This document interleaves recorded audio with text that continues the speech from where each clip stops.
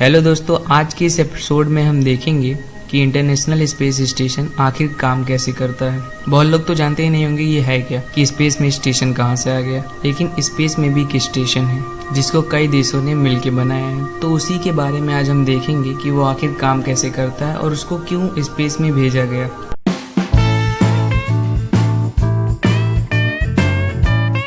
International space station अपने आप में ही एक बहुत ही बड़ा स्पेसक्राफ्ट जहां पे एस्ट्रोनॉट और कॉस्मोनॉट रहते हैं। ये स्पेस स्टेशन एक यूनिक साइंस लेबोरेटरी भी कहलाता है। यूनिक का मतलब सबसे अलग, जो पृथ्वी पर न हो। और ये हमारी पृथ्वी से लगभग 350 किलोमीटर ऊपर है और 28,000 किलोमीटर प्रति घंटे की रफ्तार से ये हमारी पृथ्वी का चक्कर लगाता है। आप सोच सकते हैं कि ये स्पीड कितनी ज़्यादा है कि 90 मिनट में पूरी अर्थ का चक्कर लग जाता है। और इस स्पेस स्टेशन को किसी एक एजेंसी ने नहीं बनाया, जैसे आप लोग सोचते होंगे, आप लोग में से बहुत लोग, कि इसको नासा ने बनाया। तो इसको सिर्फ नासा ने नहीं बनाया, इसको जितने भी देश में स्पेस एजेंसियां हैं उन्होंने सबने मिलके ये स्पेस स्टेशन बनाया है और सब एक साथ इसको यूज करते हैं। और इतनी बड़े स्पेस स्टेशन को एक ही बार में लॉन्च नहीं किया गया था, इसको थोड़ा थोड़ा करके लॉन्च किया गया। मतलब कि इसका पहला पार्ट नवंबर 1998 में लॉन्च किया गया था। फिर उसके बाद उसके 2 साल बाद कुछ और पार्ट लॉन्च हुए हैं। फिर वो तैयार हो गया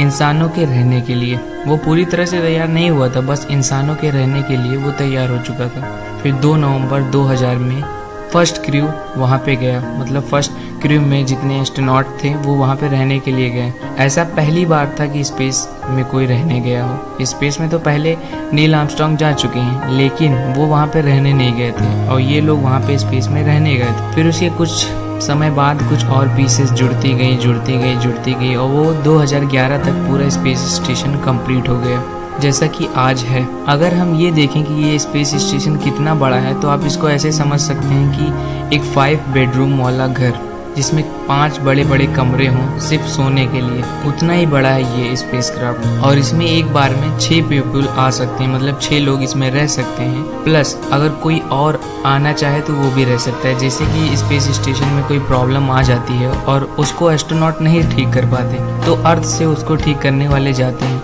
तो वो वहाँ पे रह सकते हैं जब तक स्पेस स्टेशन सही नहीं हो जाता। और अर्थ पे इस स्पेस स्टेशन का वजन लगभग 4.5 लाख किलो था, क्योंकि स्पेस में तो कोई वेट नहीं होता, क्योंकि वहाँ पे वेटलेसनेस वाली कंडीशन होती है, 0 वेट। तो इसलिए मैंने बोला कि अर्थ पे उसका वजन था 4.5 लाख किलो। और उस स्पेस स्टेशन में सिर्फ लेबोरेटरीज ही नहीं हैं, बहुत सारी चीज़ें और भी हैं, जैसे कि जहाँ पे एस्ट्रोनॉट सोते हैं, जहाँ पे एस्ट्रोनॉट रहते हैं, खाते हैं।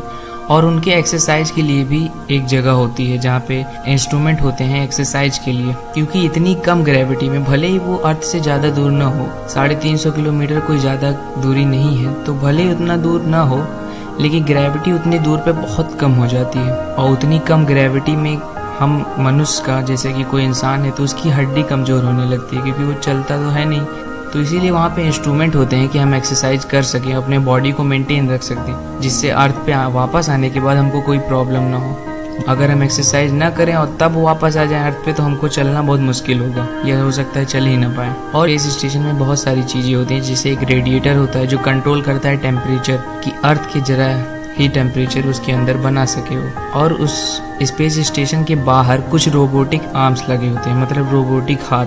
वो हाथ इस काम में आते हैं जब कोई नया पार्ट्स उस स्पेस स्टेशन से जुड़ने के लिए आता है। जैसे कोई पार्ट्स खराब हो गया तो हम उसको इजेक्ट कर देते हैं, और जो नया जुड़ने आता है तो वो रोबोटिक आर्म्स उसको पकड़ के जोड़ता है अपने स्पेस स्टेशन से। और वो रोबोटिक आर्म्स ये भी करता है कि जब एस्ट्रोनॉट को कहीं बाहर जाना होता है, मतलब स्पेस वॉक में, तो वो उनके साथ जाता है और उन्हीं को वो ले जाता है। दोस्तों, जब से वहाँ पे फर्स्ट क्रू, जो पहले एस्ट्रोनॉट 2 नवंबर 2000 में गए थे, तब से ऐसा कोई दिन नहीं गया हो जहाँ पे कोई ना कोई एस्ट्रोनॉट वहाँ पे ना हो। उस स्पेस स्टेशन में हमेशा एक एस्ट्रोनॉट होता ही होता है। और दोस्तों, इस स्पेस स्टेशन हमारी अर्थ के लिए बहुत इंपॉर्टेंट है अगर बात करें तो, क्योंकि साइंटिस्ट रिसर्च पे रिसर्च वहाँ पे ऐसे रिसर्च कर रही है जो अर्थ पे नहीं हो सकती, क्योंकि अर्थ पे बहुत सारे पार्टिकल हैं, एटमॉस्फेयर है, तो उनकी वजह से वो रिसर्च अर्थ पे नहीं किए जा सकते, वो स्पेस स्टेशन में ही हो रहे हैं। और भी पता नहीं अलग अलग तरह के रिसर्च जिनके बारे में हमको जानकारी ही ना हो। और साइंटिस्ट ये देखना चाहते हैं कि इतनी कम ग्रेविटी में इंसान